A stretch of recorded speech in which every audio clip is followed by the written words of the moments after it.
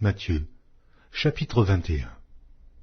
Lorsqu'ils approchèrent de Jérusalem et qu'ils furent arrivés à Bethphagée vers la montagne des Oliviers, Jésus envoya 2 disciples en leur disant « Allez au village qui est devant vous.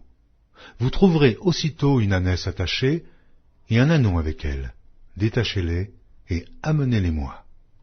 Si quelqu'un vous dit quelque chose, vous répondrez « Le Seigneur en a besoin ». Et à l'instant, il les laissa aller. Or, ceci arriva afin que s'accomplisse ce qui avait été annoncé par le prophète, dit à la fille de Sion, « Voici, ton roi vient à toi, plein de douceur, et monté sur un âne, sur un ânon, le petit d'une ânesse. » Les disciples allèrent et firent ce que Jésus leur avait ordonné. Ils amenèrent l'ânesse et l'ânon, mirent sur eux leurs vêtements, et le firent asseoir dessus. La plupart des gens de la foule étendirent leurs vêtements sur le chemin, d'autres coupèrent des branches d'arbres et en jonchèrent la route. Ceux qui précédaient et ceux qui suivaient Jésus criaient « Hosanna, ô fils de David ! Béni soit celui qui vient au nom du Seigneur, Hosanna dans les hauts lieux. » Lorsqu'il entra dans Jérusalem, toute la ville fut émue, et l'on disait « Mais qui est celui-ci » La foule répondait « C'est Jésus, le prophète de Nazareth en Galilée. » Jésus entra dans le temple de Dieu, il chassa tous ceux qui vendaient et qui achetaient dans le temple. Il renversa les tables des changeurs et les sièges des vendeurs de pigeons, et il leur dit, « Il est écrit, ma maison sera appelée une maison de prière, mais vous, vous en faites une caverne de voleurs. » Des aveugles et des boiteux s'approchèrent de lui dans le temple, et il les guérit. Mais les principaux sacrificateurs et les scribes furent indignés à la vue des choses merveilleuses qu'il avait faites, et des enfants qui criaient dans le temple « Hosanna, ô fils de David !» Ils lui dirent « Entends-tu ce qu'ils disent ?» « Oui, leur répondit Jésus. N'avez-vous jamais lu ces paroles ?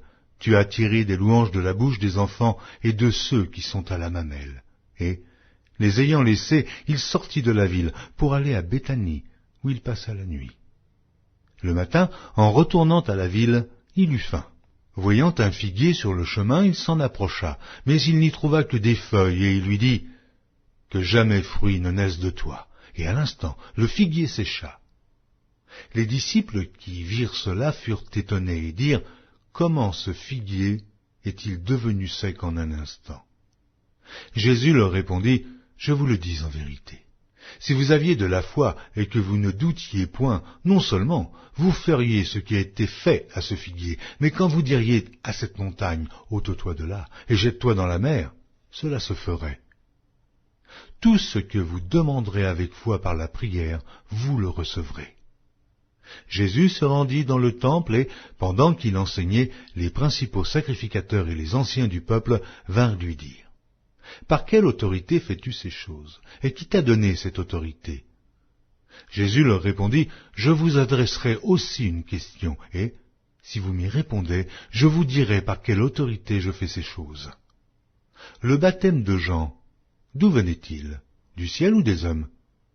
Mais ils raisonnèrent entre eux, « Si nous répondons du ciel, il nous dira, pourquoi donc n'avez-vous pas cru en lui ?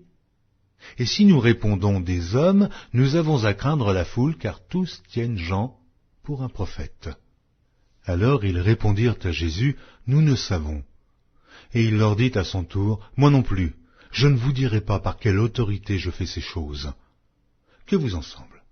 Un homme avait 2 fils, et, s'adressant au premier, il dit, « Mon enfant, va travailler aujourd'hui dans ma vigne. » Il répondit, « Oh, je ne veux pas. » Ensuite, il se repentit, et il alla. S'adressant à l'autre, il dit la même chose, et ce fils répondit, « Je veux bien, Seigneur. » Et il n'alla pas. Lequel des 2 a fait la volonté du Père? Ils répondirent, le premier. Et Jésus leur dit, « Je vous le dis en vérité. Les publicains et les prostituées vous devanceront dans le royaume de Dieu.